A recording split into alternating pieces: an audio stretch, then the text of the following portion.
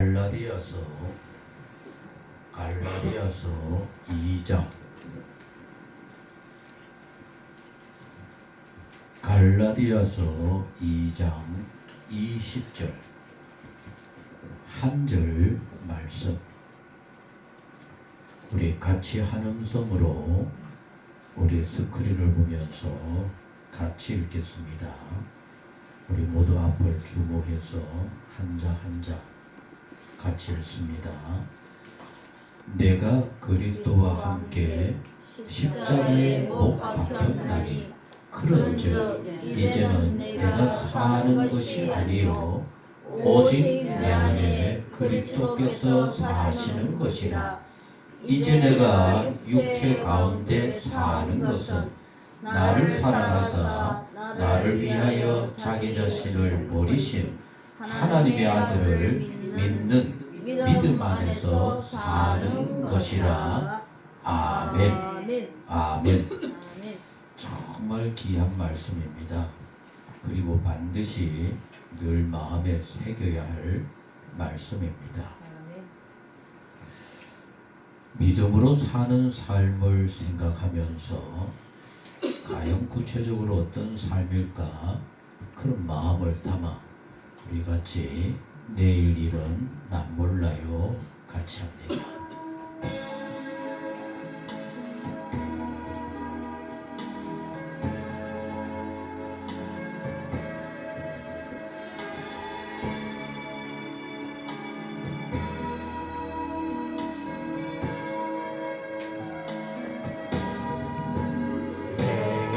내일은 난 몰라요. 하루하루 살아요. 불행이 나의 맘도 내 뜻대로 못해요. 하나님 가도 끝은 없고 보내요. 주님 예수 발레미사 내 손 잡아주소서. 내일은 나 몰라요. 장래일도 몰라요. 아버지여 날 붙드사 평강한 일 주옵소서. 진리의 길 주님 가신 그의 길 힘이 들고 어려워도 찬송하며 갑니다. 성령이 여금성을 항상 들려주소서. 내 마음은 변치 말게 하소서. 내일은 난 몰라요. 장래일도 몰라요.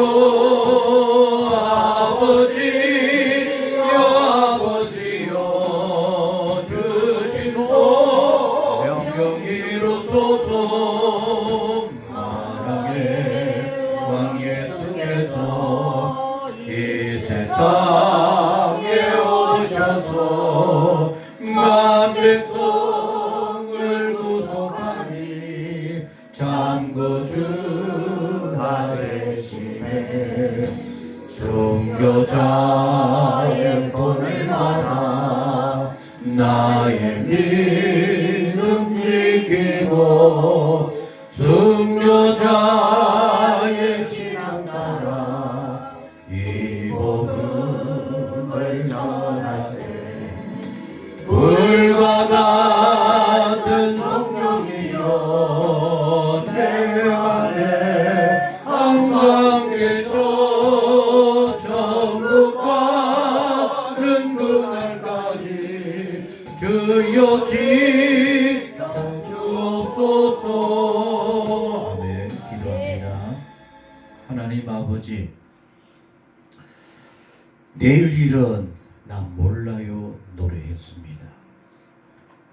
그러나 정말 이게 우리의 신앙일까요? 하나님께 모든 것을 맡기고 하나님의 뜻대로 살겠다 입으로는 얘기하면서 내가 고민합니다. 내가 준비가 안 되면 불안합니다.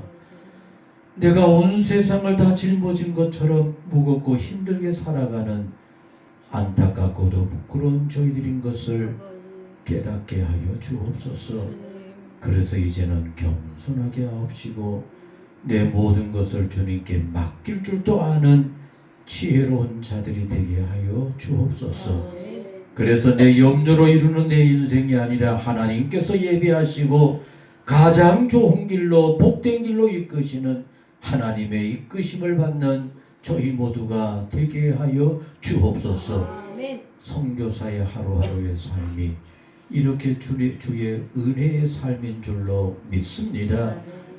지난 여러 해 동안 이렇게 매일같이 주께 감사하며 주님의 은혜를 발견하며 살아오셨던 우리 허성교 선교사님, 이렇게 은혜 가운데 잘 지나게 하시니 주여 진실로 감사를 드립니다. 하나님 건강 지켜주옵소서. 하고자 하는 일들 하나님의 뜻이오니 아버지가 이루시고 아버지가 채우시고 아버지가 친히 역사하여 주옵소서. 일 속에서 주의 영광과 뜻이 이루어지게 하시고 애쓸 때 감사와 기쁨이 넘치는 복 있는 삶이 되게 하여 주옵소서. 여기저기 해야 할 일들이 너무 많사오니 감당할 때마다 주님 함께 하시고 도와주옵소서. 예비하신 은혜를 나타내어 주시옵소서.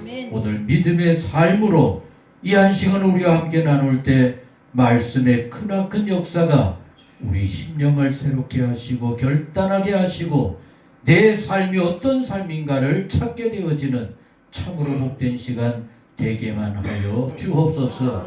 오늘도 우리 가운데 함께 하실 주님을 믿고 의지합니다. 우리의 심령들을 두드려 주시고 그 말씀에 아멘하고 나를 새롭게 살필 수 있는 복 있는 시간 되게 하옵소서.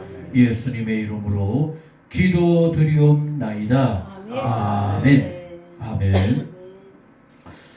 이제 읽어드린 말씀으로 믿음으로 사는 삶에 대해서 함께 나눌 때 우리 모두의 삶이 새로워지는 귀한 은혜 꼭 있기를 소원합니다. 우리 박수로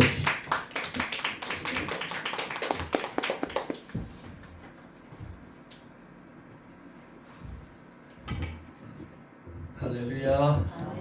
오랜만에 뵙습니다. 예. 날씨가 많이 춥죠. 이 추운 날씨가 몽골에서 내려오는 추위입니다. 올 겨울에 몽골이 얼마나 추운지 영하 40도에서 50도를 오르내리는데 몽골도 난리가 났습니다. 그러니까 10년 주기로 쪼드라고 하는 현상인데 10년 주기로 그렇게 강추위가 와서 짐승들이 많이 죽고 하는데 제가 20년도에 그러니까 2000년도에 추위가 와서 몽골의 가축이 많이 죽어서 한국에 제 동기였던 그 서경석 목사님이라고 여러분 한번 들어보셨을 거예요.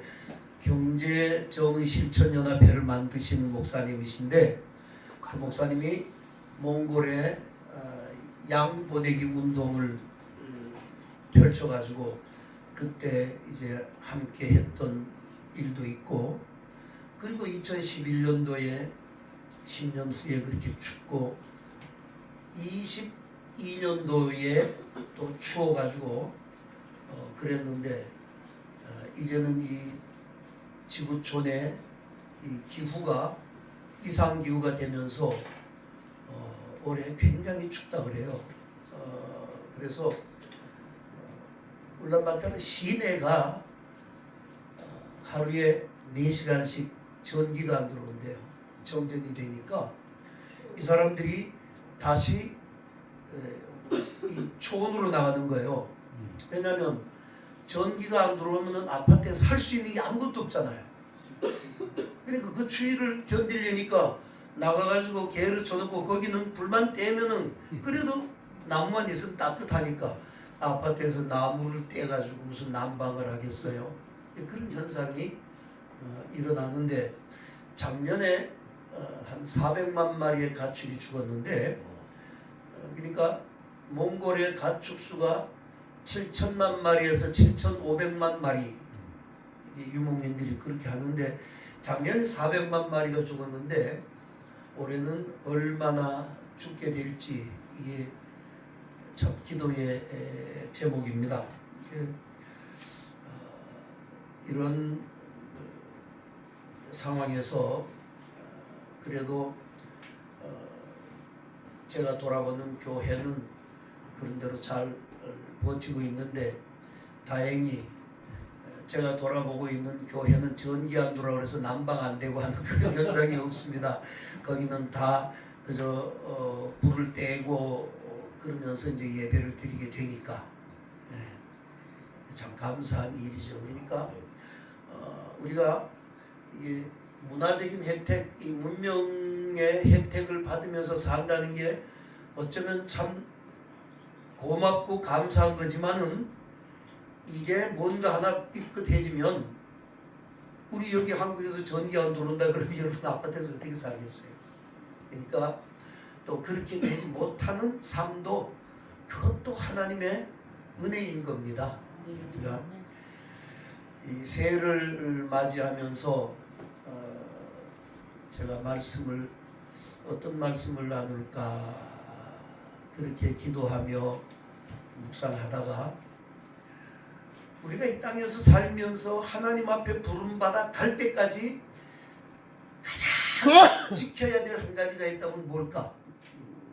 여러분 뭐라고 생각하세요? 믿음. 정말 우리가 붙잡아야 되고 끝까지 싸우면서 지켜야 될 그 한 가지가 뭘까?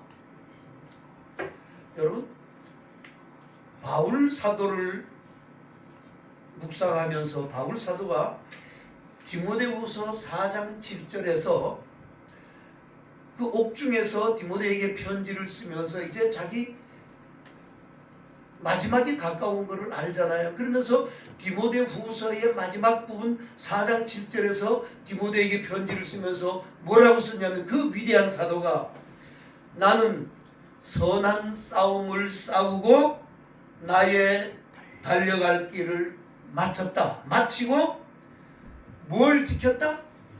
믿음을 지켰으니 그 위대한 사도가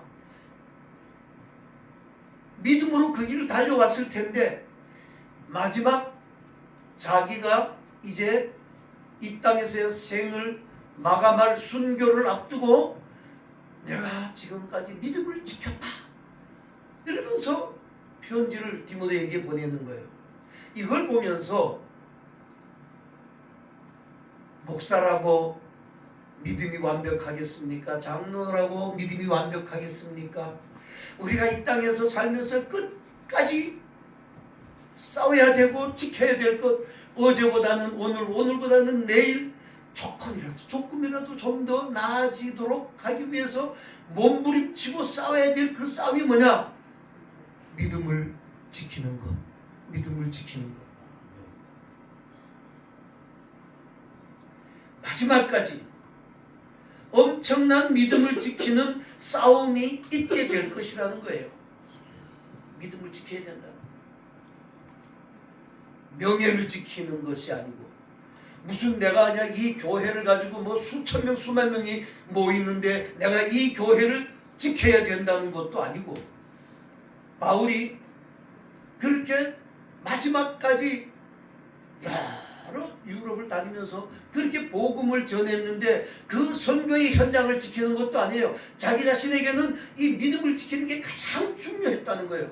그래서 감사하면서 내가 하나님 앞에 가야 될 이 시점에서 지금까지 그래도 믿음 잃어버리지 않냐고 믿음을 지켰으니 이 고백을 보면서 제 자신을 먼저 돌아보면서 야, 내가 과연 얼만큼 나는 믿음을 지키기 위해서 이 싸움을 싸우고 이 길을 달려왔을까? 그래, 내가 믿음이 있어. 그러면서 여기서 만족하고 이 믿음 이만하면 됐어. 내가 예수 믿고 구원받았으니 이거면 됐어. 그게 아니잖아요. 그래서 2026년도에도 우리가 이 믿음을 가지고 믿음으로 사는 삶이라는 것이 도대체 어떤 것들일까? 그러면서 말씀을 묵상하는 가운데 오늘 본문 내가 그리스도와 함께 십자가에 못 박혀 죽었나니 그런즉 이제는 내가 사는 것이 아니고 내 안에 그리스도께서 사시는 것이라. 이제 내가 육체 가운데 사는 것은 나를 사랑하사 나를 위하여 자기 몸을 내어주신 그 예수 그리스도를 믿는 믿음 안에서 사는 것이다. 그러면서 믿음으로 산다는 것이 무엇일까? 제가 선교의 현장에 가서 복음을 전하고 선교 현장을 돌아보는 그 모든 과정에서도 과연 내가 믿음을 가지고 얼만큼 이 일을 감당했을까? 돌아보니까 제가 한 거는 아무것도 아니고 이 선교의 주체는 선교는 하나님이 다 하신 거예요. 제가 뭐 내놓을 것도 없고 자랑할 것도 없고 나는 그저 아무것도 아니었더라고요. 하나님이 다 하신 거예요.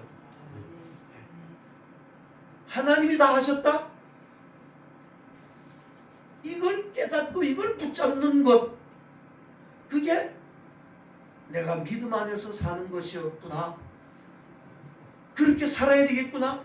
내 남은 생에도 그렇게 가야 되겠구나. 이제 목사님 아주 적절한 찬송을 찾아서 불러줬는데 내일 일은 나는 모른다. 내일 일을 누가 알 거냐? 그 주님 앞에 맡기고 내가 달려가는 이 길이 믿음 안에서 사는 삶이 아닐까? 그렇게 생각하면서 더 구체적으로 믿음으로 산다는 게 뭘까? 내가 그리스도와 함께 십자가에 못 박히는 것, 정말 내가 내 육체가 그리스도와 함께 십자가에 못 박혔을까? 오늘 이 본문은 바울의 영적 고백이에요. 신앙적 고백인 거예요. 옛사람은 죽었다. 옛사람은 죽었다. 예수 믿게 그가 다메섹 도상에서 주님을 만나기 이전의 삶은 다 죽었다. 이제는 예수 믿고 난 후에 주님을 만난 이후의 삶만이 있을 뿐이다. 그리스도와 함께 내 이전의 육체적인 생각과 그가 내세우던 자랑, 가말리엘이 문화에서 수학을 하고 바리새인 중에 바리새인이고 로마의 시민권이고 뭐 이런 것들은 다 쓰레기처럼 배설물처럼 버리고 죽었고 이제는 내가 예수 만나고 난 이후에 삶만 있을 뿐이다. 오늘 본문에서 주장하는 이 바울의 내용이 로마서 6장 6절에 똑같은 내용으로 등장을 합니다. 우리가 알거니와 우리의 옛사람이 예수와 함께 십자가에 못 박힌 것은 죄의 몸이 죽어 다시는 우리가 죄에게 종 노릇하지 아니하려 함이니. 제가 대학 때에 이 CCC에 훈련 받으러 저 문화방송 자리에 있던 그 체육관에 가서 CCC 훈련을 받는데 거기서 사형리 훈련을 받습니다. 그 사형리의 핵심이 뭐예요?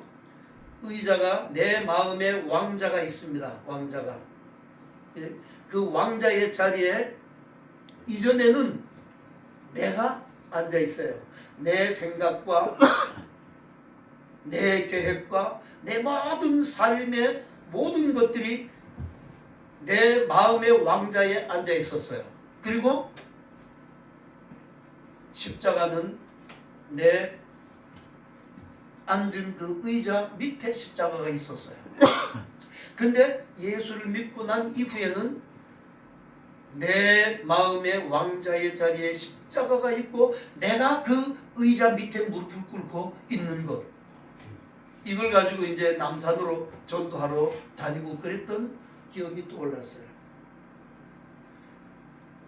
뭐 우리가 예수 믿었다고 해서 그렇게 얼마나 바뀌었어요. 우리 권사님 기도하셨듯이 그냥 아직도 내 죄의 문제가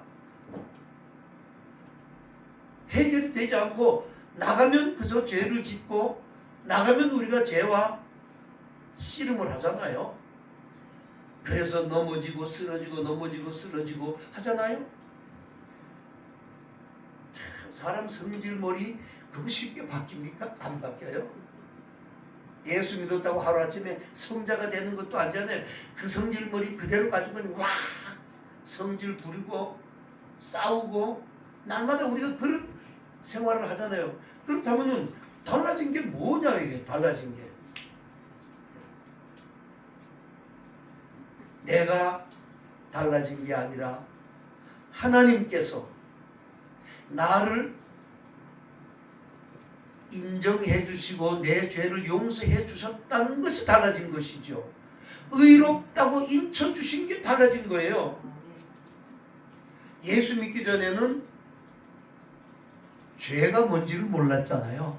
죄를 지어도 그게 죄가 뭔지, 그저 윤리적이고 도덕적으로만 내가 잘못하지 않으면 나는 깨끗한 것으로 우리가 그렇게 살고 살았잖아요. 내가 남의 물건 안 훔쳤어? 내가 남의 뭐 피해를 줬어? 그거 안 줬어. 나는 괜찮아. 난 의로워 깨끗해. 우리가 그렇게 살던 사람이었는데 예수 믿고 난 후에는 내가 하나님이 나를 의롭다고 인쳐 주셨기 때문에 내가 하나님 앞에서 용서받은 죄인으로, 의인으로 우리가 하나님 앞에서 있다는 거, 이게 달라졌잖아요. 다시 말하면은 지옥 백성에서 지옥으로 갈 수밖에 없는 나를 하나님께서 천국 백성으로 받아주셨다는 거예요. 죄가 없어서 의인이 아닌 거예요. 하나님이 내 죄에 대해서 묻지 않겠다. 예수 그리스도의 십자가에다가 너의 그 모든 죄를 다 처리했다. 용서했다. 그걸 믿어라. 그걸 믿으면 너 내가 천국 백성 삼아주마. 여러분, 이렇게 해서 우리가 의인이 되었는데 이거는 전적인 하나님의 은혜로 되어진 것이지 내가 뭘 어떻게 해서 되어진 것이 아니기 때문에 우리가 이 은혜를 잊어버리게 되면 어떻게 되는 줄 아세요? 오늘 읽지는 않았지만은 성경 본문 뒤에 갈라디아서 2장 21절에 뭐라고 나오냐면 내가 하나님의 은혜를 패하지 아니하노니 만일 의롭게 되는 것이 율법으로 말미암으면 그리스도께서 헛되이 죽으셨다. 헛되이 죽으셨다. 우리가 하나님의 이 은혜로 구원받았다는 이 사실을 잊어버리면 내 의가 뭐 나를 구원했다. 내가 그렇게 할 때에는 그리스도의 죽음을 헛되이 만든다라고 하는 그런 말씀이에요. 내 행위로 자기 의를 내세우게 되면 십자가는 헛되게 된다는 거예요. 우리가 신앙생활을 하다가 보면요, 다른 사람하고 이렇게 비교를 해요. 내가 더 열심히 봉사하고 내가 더 열심히 헌신하고 내가 더 열심히 하나님 앞에 헌금도 드리고 내가 다른 사람보다 좀 더 열심히 하나님 앞에 나와서 기도도 하고 비교해서 내가 조금 더 뭘 한 걸 가지고 이걸 비교하면서 생각하게 되면 이게 자기 의가 되어버린다는 거예요. 그렇게 의가 되어버리면은 그것은 하나님의 은혜를 저버리게 되고 그리스도의 죽음을 헛된 것으로 만든다라고 하는 그런 거예요. 그러니까 우리의 그리스도인으로 믿음 안에서 사는 것은 그저 감사와 감격 이거밖에 없는 거예요. 오늘의 삶이 감사, 우리가 찬송할 때에 모든 것이 하나님의 은혜 모든 것이 하나님의 은혜로 된 것 외에는 우리가 뭐 내세울 것이 없는 그런 존재다 말이에요. 이게 십자가로 나를 그리스도와 함께 다 십자가에 못 박아 버리고 그리고 감사와 감격으로 그렇게 사는 것이다. 이게 그리스도와 함께 나를 십자가에 못 박고 믿음 안에서 사는 삶이다 라고 하는 것입니다. 직분이 계급이 될 수가 없습니다. 목사가 계급입니까? 장로가 계급입니까? 권사가 계급입니까? 직분이 계급이 될 수가 없는 거예요. 그냥 하나님께서 나를 쓰시기 위해서 그렇게 불러주신 것 외에는 그 직분을 맡겨준 것 외에는 자랑할 것이 없는 거예요.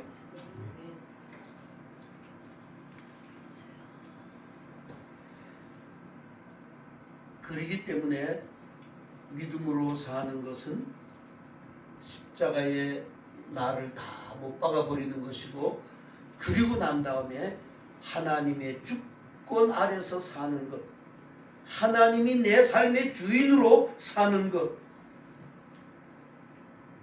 요한복음 21장에 디베랴 호숫가에서 부활하신 주님이 제자들에게 나타났어요. 베드로에게 묻습니다. 내가 나를 사랑하느냐? 예, 제가 주님 사랑합니다. 다시 묻습니다. 내가 나를 사랑하느냐? 예, 제가 주님을 사랑합니다. 세 번째 또 묻습니다. 내가 나를 사랑하느냐? 예, 내가 주를 사랑하니 주께서 아십니다. 그럴 때에 주님이 말씀하십니다. 내 양을 먹이라.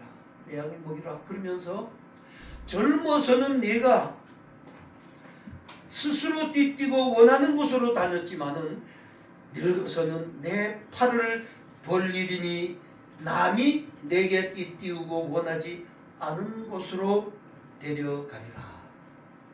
주님이 그렇게 말씀하십니다.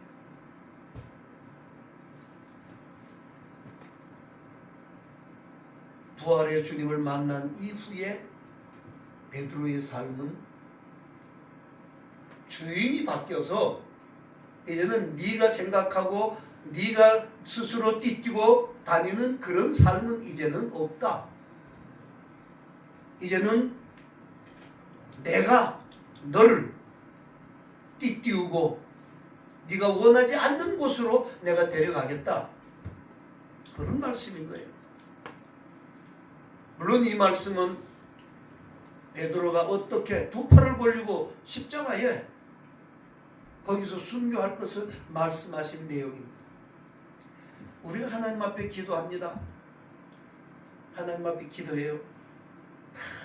간구를 합니다. 하나님, 나를 낫게 해주십시오. 하나님, 내가 이것을 원합니다. 이것을 주십시오. 우리 아들 좋은 대학에 합격하게 해주십시오. 모든 간구가 간구요. 여러분, 기도하지 말라는 게 아니에요. 근데 이 모든 기도가 얼마나 잘못되어 있냐면은 모두 내 뜻대로 내가 원하는 대로 좀 해주십시오. 그 중심이 자기잖아요. 자기. 믿음의 기도가 아니라 신념의 기도가 돼버리는 거예요. 그러니까 내 뜻대로 그 기도가 이루어지지 않으면은 하나님이 내 기도를 들으시지 않으신가 보다 섭섭해하고 낙심하고, 아, 저 사람은 저렇게 그냥 나보다가 뭐 신앙생활도 별로 뭐 개떡같이 하고, 아, 그런데 저 사람은 하는 것보다 잘 되고 아들도 잘 되고, 뭐 아들만 잘 됩니까? 돈도 잘 벌고 떵떵거리고 살고 계획하는 거나 다 되고 그러니까는 그냥 속상하고 낙심이 되는 거예요. 여러분 물론 구하라 주신다고 하셨어요. 구하라 주신다고 했어요. 근데 구하라고 해서 열심히 기도합니다. 40일 금식도 하고 새벽 기도도 하고 작정 기도도 하고 기도를 했어요. 근데 내 기도대로 안 되면 어떤 마음이 들어요? 아니 구하면 주신다고 했는데 이렇게 기도했는데 하나님 왜 안 주십니까? 여러분 이거는 믿음의 기도가 아니고 자기 신념의 기도입니다. 자기 신념의 기도예요. 주신다고 했으니까 난 이런 신념을 가지고 내가 하나님 앞에 기도합니다. 아니잖아요. 바울이 고린도 후서 12장에서 자기 몸에 찌르는 가시 때문에 하나님 앞에 생사를 건 기도를 한 번, 두 번도 아니고 세 번씩이나 생사를 건 기도를 했어요. 왜? 자기가 건강하고 잘 살기 위해서 기도했습니까? 내가 이 복음을 전하는데 이 육체에 찌르는 가시가 너무너무 힘드니까 하나님 이거 좀 없애주세요. 없애주세요. 하나님이 어떻게 응답하십니까? 바울아 내 은혜가 내게 족하다. 내 은혜가 내게 족하다. 여러분 우리의 삶의 주인 되시고 창조주 되시는 하나님은 우리의 기도에 끌려다니시는 하나님이 아니세요. 우리의 기도에 끌려다니는 아니에요. 주셔도 주인의 마음이고 안 주셔도 주인의 마음이지. 그러니까 내가 그렇게 기도는 했지만 안 주셔도 감사하게 그 가운데서 하나님께서 뭔가 다른 계획이 있으신가 보구나. 네? 믿는 자들에게는 모든 것이 합력해서 선을 이룬다고 하는 거예요. 작년 봄에 탈북한 자매가 그 치앙마이에 가면은 히브리 센터라고 있어요. 여러분 히브리인이라고 하는 것은 강을 건넌 사람들이다라고 하는 의미를 가지잖아요.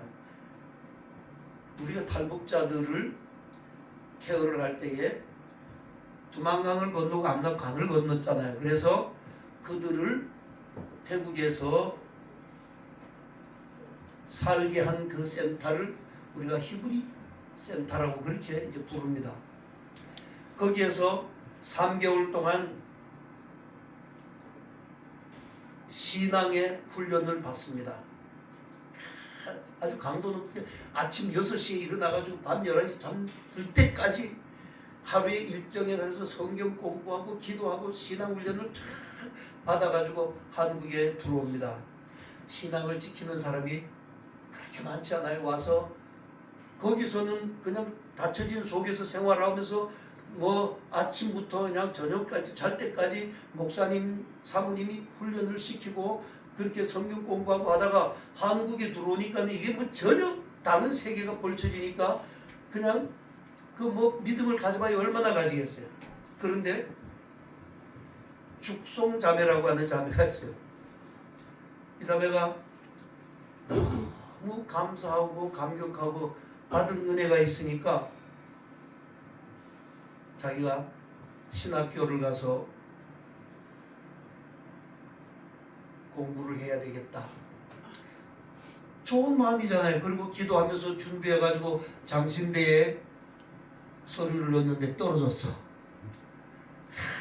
눈물 철철철철 흘리면서 와가지고 내가 하나님 앞에 내 인생을 이제는 바치고 주의 일을 하겠다는데 내 목사님이 떨어졌어요. 그냥 아주 불쌍하고 처절하게 그렇게 우는 거예요. 그래서 이 얘기를 해준 겁니다.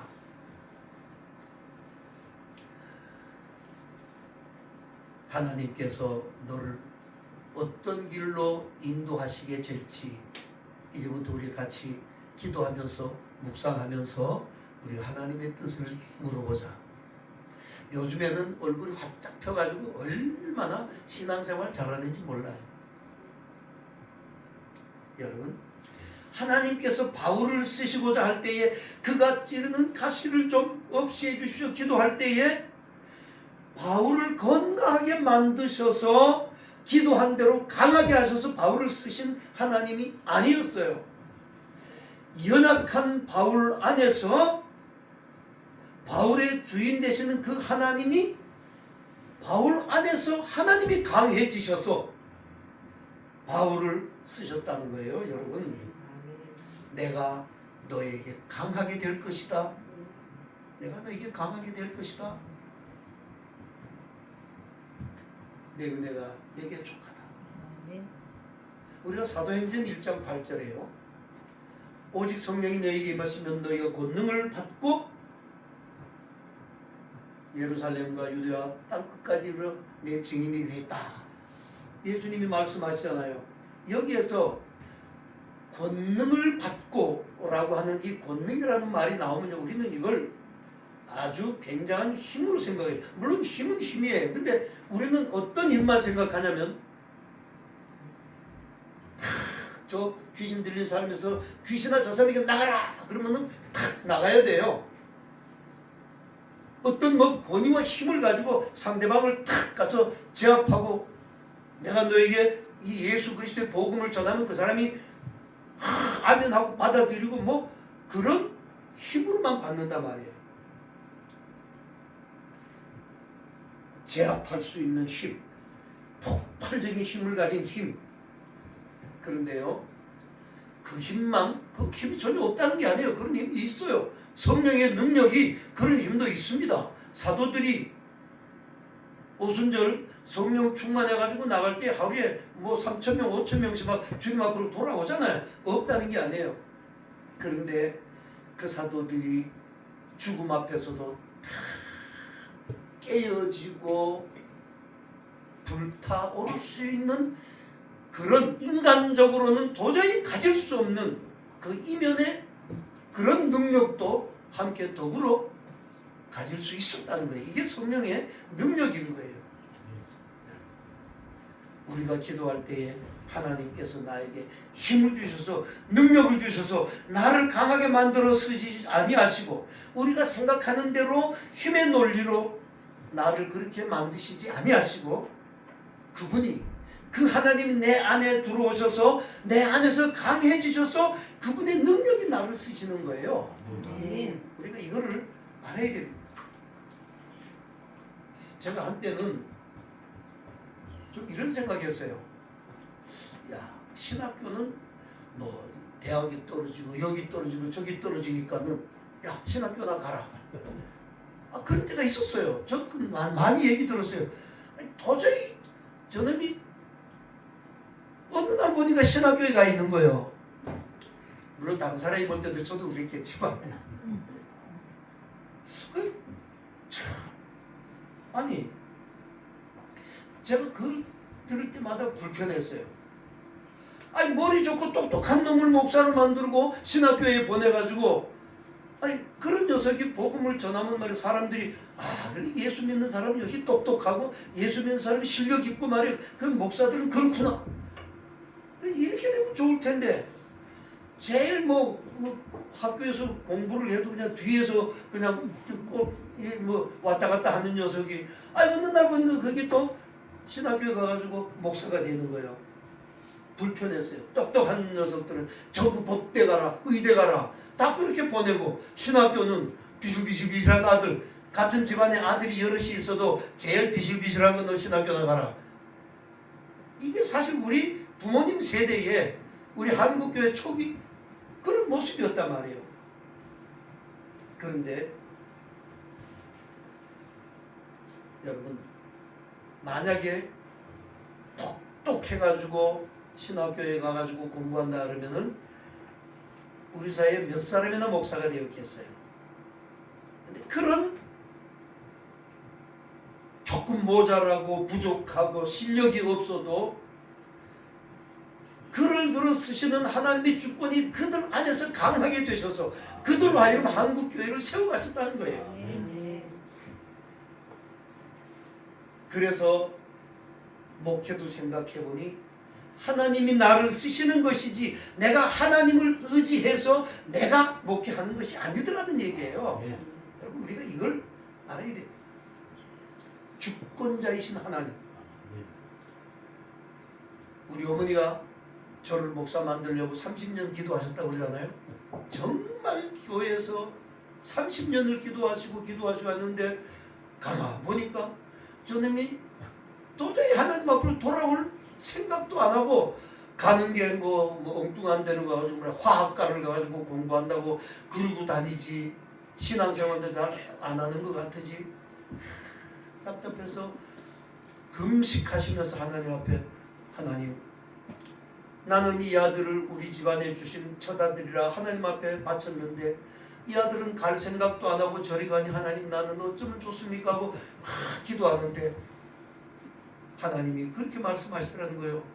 너는 바친 것으로 끝나지 결과까지도 네가 어떻게 하려고 그러냐? 너는 바쳤고 쓰는 것은 내 마음이야. 내가 쓰는 거야.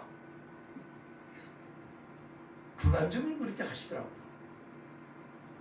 여러분 어떤 사람이 하나님의 사람이고 어떤 사람이 믿음 안에 사는 사람입니까? 하나님의 주권을 인정하는 사람. 그러니까 이런 사람들은요 그 마음에 평안이 있겠어요 없겠어요?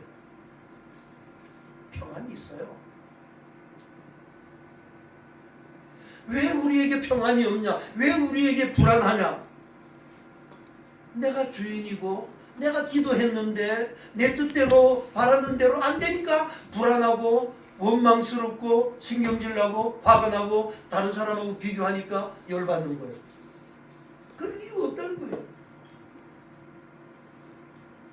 욥이 그래서 주신 이도 하나님이고 가져가신 이도 하나님이지 않느냐? 하나님이 줬었다고 하나님이 가져가신다는데 뭐 우리가 불평할 거 있냐? 우리가 그게 믿음 안에서 사는 삶 아니겠어요? 주님도 십자가 앞에서 아버지여 할 수만 있으면 이 잔을 내게서 옮겨주십시오. 그러나 내 뜻대로 마옵시고 아버지의 뜻대로 되기를 원하나이다. 이 기도가 우리 기도가 돼야 될 것이고 이런 믿음이 우리의 믿음이 되어야 된다. 여러분 속썩이는 자녀들 때문에 속상하는 믿음의 부모들이 얼마나 많습니까? 그 자녀가 내 겁니까? 여러분 하나님 앞에 맡기셔서 하나님이 쓰셔야지 하나님이 움직이셔야지. 예? 그러니까 속썩이는 아들에서 걱정할 거 없어요. 여러분 경기도지사 했던 남경필 집사님입니다. 남경필 씨 도지사 했는데 경기도지사에서 모든 정치를 다 끊어버리고 나온 게 왜 그랬습니까? 아들 뭐 때문에? 마약 때문에. 이 남경필 집사님이 성지순례를 그리스로 가가지고 그분의 간증이에요. 성지순례를 하고 있는데 아들이 마약 때문에 구속됐다는 연락이 그리스로 날아온 거예요. 성지순례 같이 하다가 어쩔 수 없잖아요. 그러니까 그 밤에 기도하고 사람들이 보니까 아들이 마약으로 구속됐다는데 아니 걱정이 돼서 나와야 되는데 아침에 얼굴이 뭐 번글번글 웃으면서 얼굴이 나오더라는 거예요. 그분의 간증이 아들이 구속됐다는 때 그 무너지는 마음 가지고 하나님 앞에 기도할 때에 하나님이 주신 응답. 그 아들은 나에게 맡겨라. 그 아들은 나에게 맡겨라. 그러니까 그 음성을 듣고는 하나님 앞에 하나님 이 아들 이제 제가 더 이상 어떻게 할 수 하나님 앞에 맡깁니다. 대신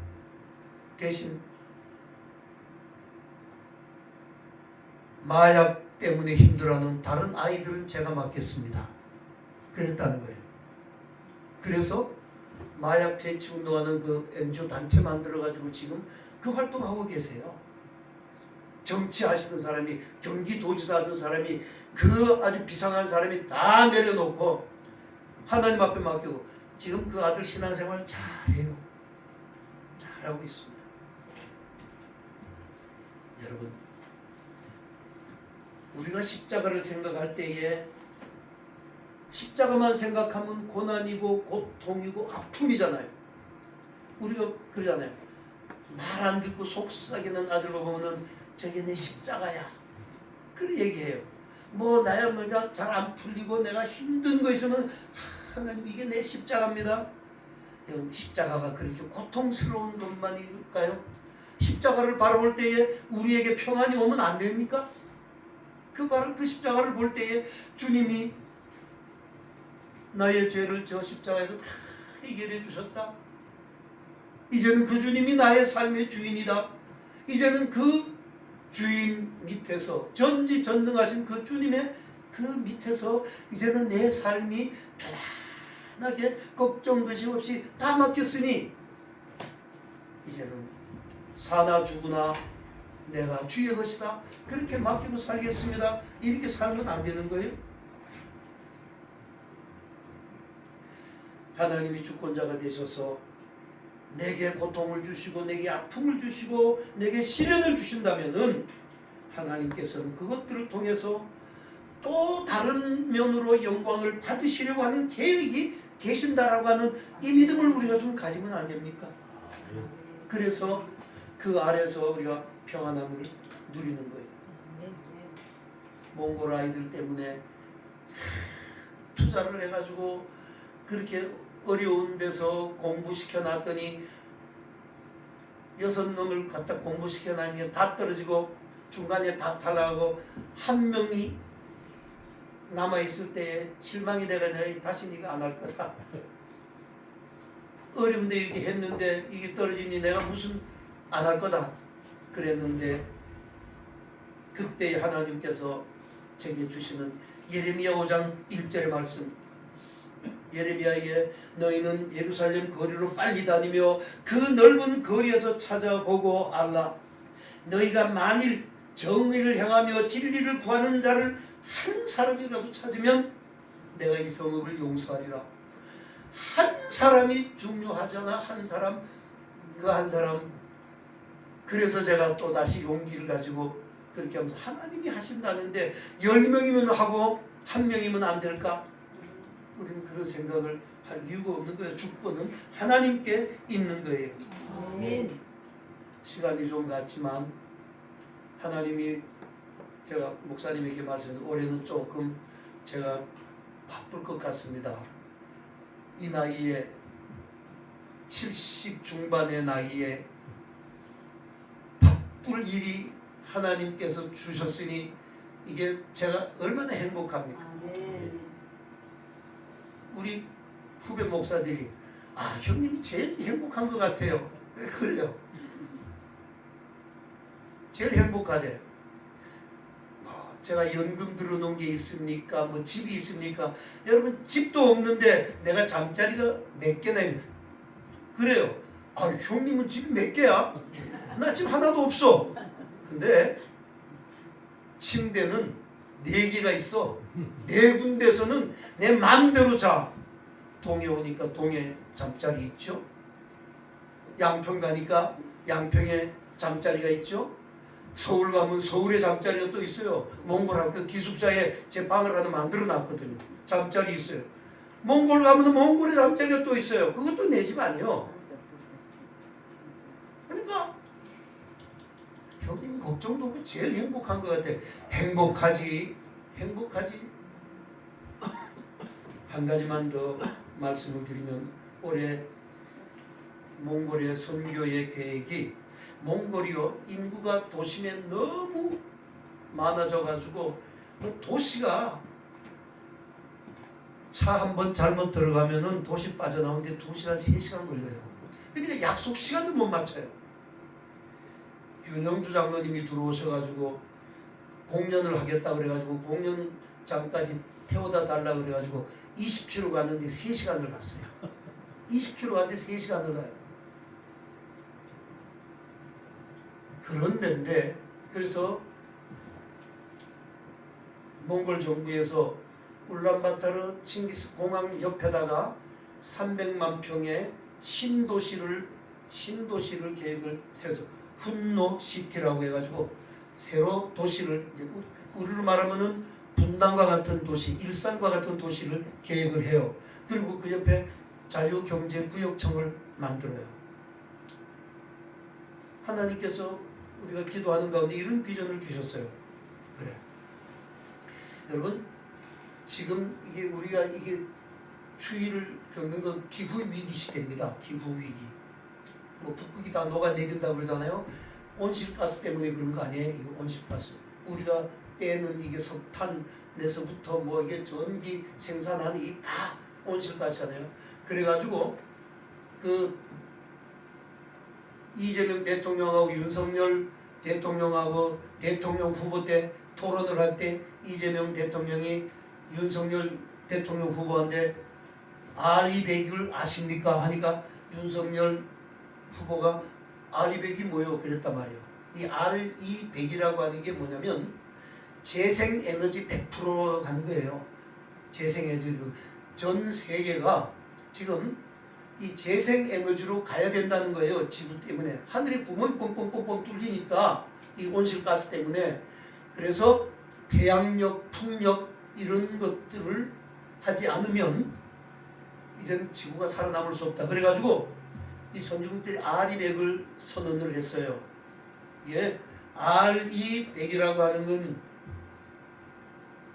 이게 재생에너지를 써가지고 삼성이 반도체를 만드는데 일반 전기나 원자를 가지고 하면은 물건 못 팔아먹어요. 앞으로는 못 팔아먹어요. 그래서 재생에너지를 생산하는 그걸 가지고 해야 되는데 삼성이 언제 그 재생에너지를 단지를 만들어 가지고 그걸 생산하겠습니까? 그래서 나온 게 뭐냐면 ESG 경영이라고 하는 거예요. 환경과 사회와 사람과 그 다음에 이게 이 공정하고 투명한 경영이라고 해가지고 ESG 경영이라고 뭐냐면 탄소 배출권이라는 게 있어요. 나무를 갖다가 심어요. 나무를 갖다가 심으면 이 대기업에서 자기들이 나무 심어가지고 못하니까 돈을 내가지고 나무를 심으라 이거예요.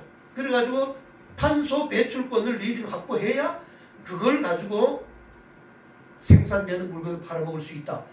현대자동차도 그렇고 대기업들은 다 그걸 하지 않으면 이제는 물건을 못 팔아먹게끔 그렇게 세계가 흘러간단 말이에요. 근데 뭐 현대자동차가 뭐 삼성이 뭐 LG가 SK가 어디 가서 언제 나무 심겠어요?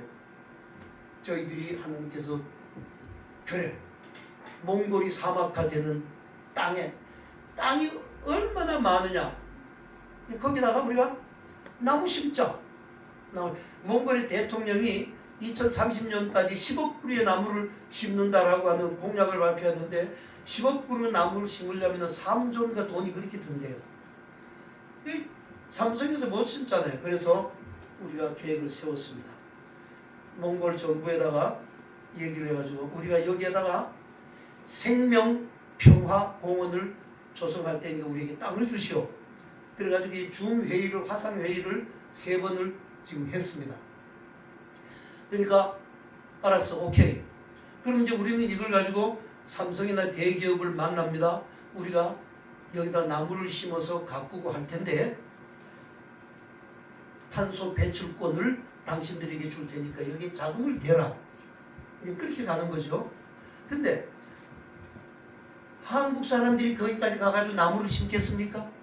못하잖아요. 몽골 사람들 나무를 심어봤어야지. 나무를 길러봤어야지. 없잖아요. 그러니까 우리가 얘기하는 게 뭐냐면 북한 노동자들을 몽골에다 수입해가지고 여기다가 이걸 조성하면서 나무를 심고 관리를 하면 이게 여기가 북한 노동자들이 와가지고 거기서 외화 벌어가지고 가고, 몽골은 땅 대서 숲이 우거져서 좋고, 한국의 기업들은 거기에 탄소 배출권을 가지고 물건 팔아먹을 수 있어서 좋고, 이런 그림을 하나님이 우리에게 주신 거예요. 그래서 올해부터 제가 조금 바쁘다는 게, 그래서 이걸 기도하는데, 여러분, 한국 교회가 북한 선교가 다 막혀 있어요. 뭐 막내 자체가 안 되니까. 근데 지금 실향민 1세대들이 거의 90이 다 넘어서 이제 하늘나라 가는데, 이북 5도 청이 있잖아요. 우리나라에 이북 5도민들이 통일되면 어떻게 하려고, 그 사람들이 다 부자들이고 잘 살아요. 실향민들이 돈을 모아놨는데 이 돈을 쓸 데가 없잖아요.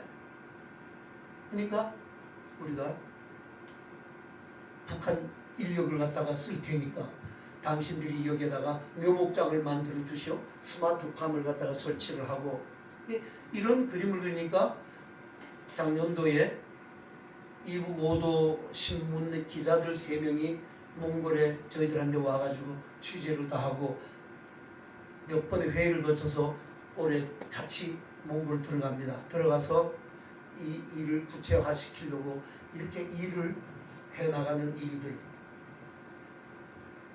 하나님이 필요에 따라서 우리에게 아이디어도 주시고 필요한 사람도 붙여주시고, 그래서 선교는 하나님의 선교지, 하나님의 선교지 사람이 뭐 계획하고 한다 그래서 절대로 될 수 있는 것이 아니더라는 거죠. 그래서 여러분도 여러분의 삶의 주인이 하나님이신 것을 믿고 기도하면서 나가면 하나님께서 여러분들의 삶을 인도하시고 형통케 하실 줄 믿습니다.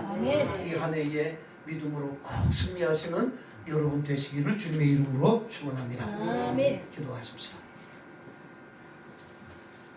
사랑의 하나님, 우리가 주님 앞에 구원받은 것은 하나님의 은혜로 된 것이며, 그래서 그 은혜에 대해서 감사하며 믿음으로 살아야 되는데, 우리의 믿음이 우리의 이기적인 마음에 묻힐 때가 너무나 많습니다. 주님, 저희를 불쌍히 여겨주시고 우리의 믿음이 신령으로 둔갑하지 않게 하여 주시고, 아멘. 우리의 믿음이 온전히 하나님의 주권을 인정하며 하나님의 인도하심 따라 나의 모든 것을 우리 하나님께 맡기고 하나님의 인도하심 따라 뚜벅뚜벅 걸어가는 이 한 해가 되게 하여 주시며, 아멘. 우리의 이 땅에서 사는 날 동안 이 믿음 잃어버리지 아니하고 끝까지 믿음으로 승리할 수 있는 저희들의 삶이 되게 축복하여 주시옵소서. 아멘. 예수님의 이름으로 기도하옵나이다. 아멘.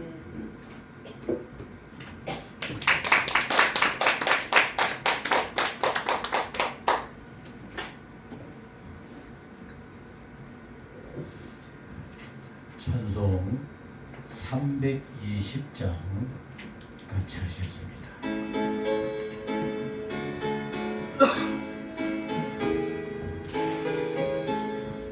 나의 죄를 정죄하사 주의 일꾼 삼으신 구세주의 넓은 사랑 항상 찬송합니다. 나를 일꾼 삼으신 주 크신 능력 주시고 언제든지 주 뜻대로 사용하여 주소서. 내게 부어 주시려고 은혜 피하신 주 주의 은혜 채워주사 능력 있게 하소서. 나를 일꾼 삼으신 주 크신 능력 주시고 언제든지 주 뜻대로 사용하여 주소서. 죄의 짐을 풀어주시 주의 능력 그도다. 나를 피로 사신 예수 내 맘속에 오소서.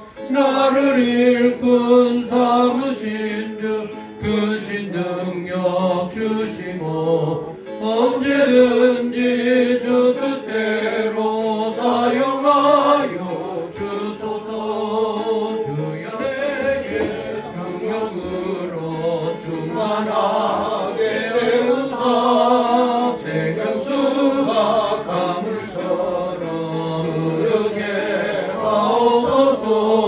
나를 일꾼 삼으신 주 크신 능력 주시고 언제든지 주 뜻대로 사용하여 주소서. 아멘. 아멘. 이 모든 예물을 하나님께 바칩니다. 기도하시겠습니다. 참 좋으신 아버지 하나님, 언제나 가장 좋은 길로 아멘. 우리의 삶을 이끄시는 줄로 믿습니다. 아멘. 그러나 그 좋은 뜻을 위해서 아픔도 있을 수 있습니다. 어떨 때는 가로막히는 장벽 같은 것도 겪음하게 될 것입니다. 우리를 넘어뜨리고 쓰러지게 하고자 하는 온갖 일들이 우리에게 닥쳐오게 되어질는지도 모릅니다. 그러나 그것을 뛰어넘고 믿음으로 승리할 때 하나님의 진정한 예비하심을 보게 될 줄로 믿습니다. 아멘. 믿음 있게 하여 주옵소서. 아멘. 이 한 해뿐만이 아니라 우리 사는 날 모든 삶 속에 하나님을 믿습니다. 좋으신 하나님을 믿습니다. 하나님의 예비하심을 믿습니다. 이렇게 달려갈 수 있도록 꼭 도와주옵소서. 아멘. 또한 때를 따라 지혜도 주시고 아멘. 감당할 만한 능력도 허락하여 주시는 줄로 아멘. 믿습니다. 매우 달리게 하옵소서. 주께 맡기고 의지하게 하여 주옵소서. 허성교사님이 올 한 해를 복되게 하시고 사역의 현장마다 하나님의 놀라운 비밀이 나타날 수 있도록 크신 은혜와 권능으로 함께 하여 주옵소서. 아멘. 오늘 정성을 다하여 믿음으로 예물 바치게 하시니 주여 진실로 감사를 드립니다. 주님 기쁘게 받아 주옵소서. 하나님 마음에 꼭 맞는 아름다운 예물이 되게 하여 주옵소서. 또한 하나님은 너무 잘하는구나. 내가 더욱더 넘치게 해야 되겠다. 더 많은 것으로 채워야 되겠다. 내가 너로 복되게 하겠다고 하시는 약속이 이루어지는 복 있는 삶 모든 성도들 되게 하여 주옵소서. 오늘 정성스러운 선교 예물도 바칩니다. 아버지 기쁘게 받아 주옵소서. 이 예물이 아버지의 기뻐하심과 뜻을 위해 소중하게 쓰여지게 하여 주옵소서. 이 예물 닿는 곳곳마다 복음의 열매가 맺혀지게 하시고 하나님의 놀라운 뜻이 나타날 수 있게 하여 주옵소서. 주일헌금 11조 예물, 감사의 예물, 이 모든 예물 아버지 기쁘게 받으시고 마음껏 축복하시고 영광으로 열매 있게 하여 주옵소서. 오늘도 우리 가운데 함께 하시고 모든 것을 주관하시는 우리 주 예수 그리스도의 은혜와 하나님 아버지 무한하신 사랑과 성령의 교통하시고 역사 충만하심이 모든 것 주님께 맡기고 주님의 뜻이 이루어지기를 간절히 소원하면서 믿음으로 달려가기를 원하는 모든 성도님 모든 생활 위에 영원히 함께 하시기를 축원하옵나이다. 아멘. 아멘. 우리 믿음으로 살아갈 것을 다짐하면서 우리 목사님 감사합니다.